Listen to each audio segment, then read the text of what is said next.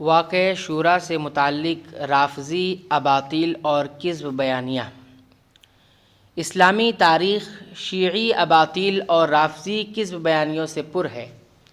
شورا اور عثمان رضی اللہ عنہ کی خلافت کے حوالے سے اس واقعہ کا بھی اس کی کذب بیانی اور اباطیل سے محفوظ نہ رہ سکا۔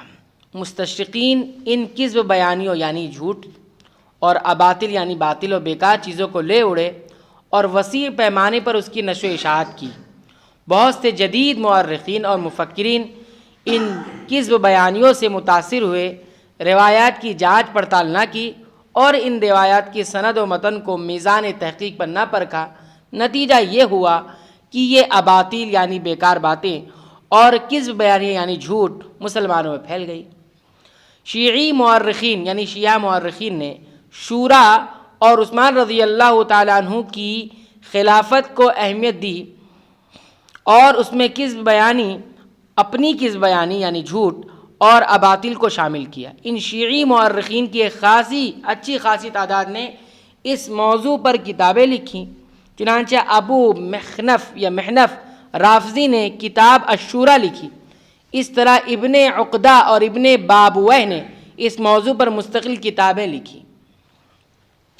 شورا، بیعت عثمان اور خلافت کی تاریخ سے متعلق ابن سعد نے واقدی کی سند سے 9 روایتیں نقل کی ہیں اور ایک روایت عبداللہ بن موسیٰ کی سند سے عمر رضی اللہ عنہ کی شہادت، 6 افراد پر مشتمل شورا کی تعیین، خلافت ملنے کی صورت میں عثمان و علی کو وصیت اور اس سلسلے میں صہیب رضی اللہ عنہ کو عمر رضی اللہ تعالیٰ عنہ کی وصیت سے متعلق نقل کی ہے۔ بلادری نے مشاورت اور بیعت عثمان رضی اللہ عنہ کی خبریں ابو مخنف، ہشام کلبی، واقدی، عبید اللہ بن موسیٰ سے نقل کی ہے اور طبری نے اس سلسلے میں مختلف روایتوں پر اعتماد کیا ہے، جس میں سے ابو مخنف کی بھی روایت ہے اور ابن ابی الحدید نے شورا سے متعلق بعض واقعات احمد بن علی الجوہری کی سند سے نقل کیے ہیں اور واقدی کی کتاب الشورى سے نقل کی طرف اشارہ کیا ہے۔ یہ تمام تر شیعی روایات متعدد جھوٹے امور پر مشتمل ہے جن کی صحت کی کوئی دلیل نہیں ہے۔ اب وہ کیا کیا چیزیں ہیں وہ بتا رہے ہیں۔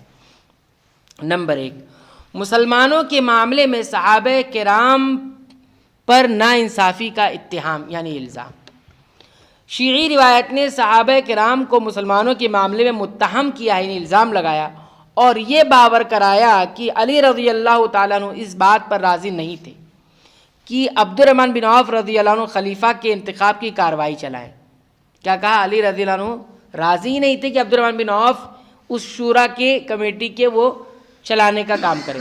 ابو مخنف رافضی، ہشام کلبی اور احمد جوہری نے یہ بیان کیا ہے کہ عمر رضی اللہ عنہ نے دونوں جانب ووٹ برابر ہونے کی صورت میں ترجیحی صلاحیت عبد الرحمن بن عوف کو سونپ دی تھی، جس سے علی رضی اللہ عنہ نے یہ محسوس کر لیا تھا کہ اب خلافت ان کے ہاتھ سے نکل گئی۔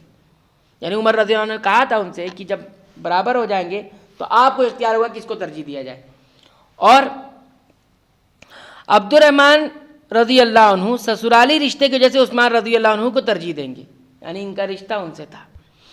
لیکن کیا یہ سچ ہے کہ دونوں میں رشتہ داری تھی؟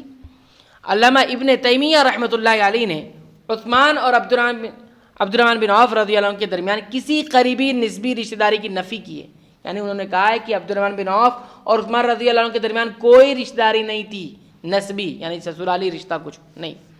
فرماتے ہیں کہ عبد الرحمن رضی اللہ عنہ نہ تو عثمان رضی اللہ عنہ کے بھائی تھے، نہ چچا تھے، اور نہ اصلاً آپ کے قبیلے سے ان کا تعلق تھا، بلکہ یہ تو بنو زہرہ میں سے تھے، اور عثمان رضی اللہ عنہ بنو امیہ سے ہے، اور بنو زہرہ بنو امیہ کی بنسبت بنو ہاشم کی طرف زیادہ مائل تھے۔ بنو زہرہ میں رسول اللہ صلی اللہ علیہ وسلم کی ننیال تھی، یہ سب آپ کے ماموں لگتے تھے، اور انہی میں سے عبد الرحمن بن عوف اور سعد بن ابی وقاص رضی اللہ عنہما تھے۔ سعد بن ابی وقاص رضی اللہ عنہ کے بارے میں رسول اللہ صلی اللہ علیہ وسلم نے فرمایا، ھذا خالی، یہ میرے ماموں ہیں اور ان جیسا کوئی اپنا ماموں دکھائے۔ تو یہاں رشتہ داری تو ادھر آ رہی ہے، ادھر کہاں جا رہی؟ اور اسی طرح نبی کریم صلی اللہ علیہ وسلم نے مہاجر اور انصاری سے انصاری کی مواخات اصلاً نہیں کرائی تھی، بلکہ مہاجرین اور انصار کے درمیان مواخات کروائی تھی۔ یعنی یہ نہیں کہا یہ مہاجر کا بھائی ہوگا، انصاری کا نہیں، مہاجر انصاری بھائی ہوں گے۔ کہ اسی طرح ہی عبد الرحمن بن عوف رضی اللہ عنہ کا عثمان رضی اللہ عنہ سے رشتہ ہوا ہو، بلکہ عبد الرحمن بن عوف رضی اللہ عنہ کی مواخات سعد بن ربیع انصاری سے کرائی تھی، اور اس مواقعات سے متعلق حدیث سیاہ سنن وغیرہ میں مشہور و معروف ہے اور اہل علم اس کو اچھی طرح جانتے ہیں.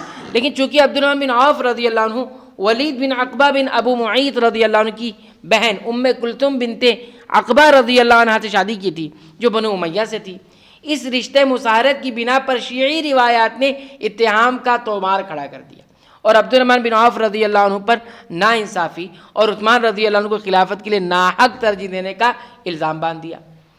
اور ایک طرف جہاں یہ بھول گئے کہ نسب کی قوت مصاہرت کی قوت پر مقدم ہے، وہیں دوسری طرف قرون اولیٰ کے مسلمانوں کے درمیان تعلقات کی حقیقت کو فراموش کر دیا کہ ان کے تعلقات نسب و مصاہرت پر قائم نہیں تھے بلکہ ایمان و تقوی پر قائم تھے.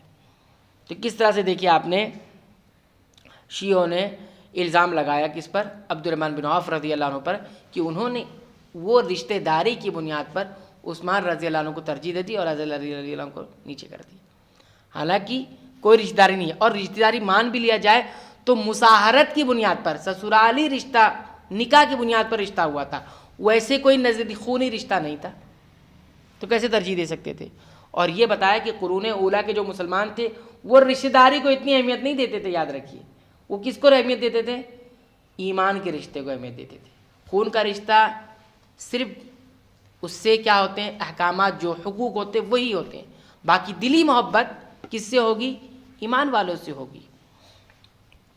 تو یہ ایک امور تھا جس میں شیعوں نے اس طرح کی کذب بیانی کی، یعنی جھوٹ باندھا. اور بھی معاملات ہیں انشاءاللہ ہم اس کو آئندہ درس میں ذکر کریں گے.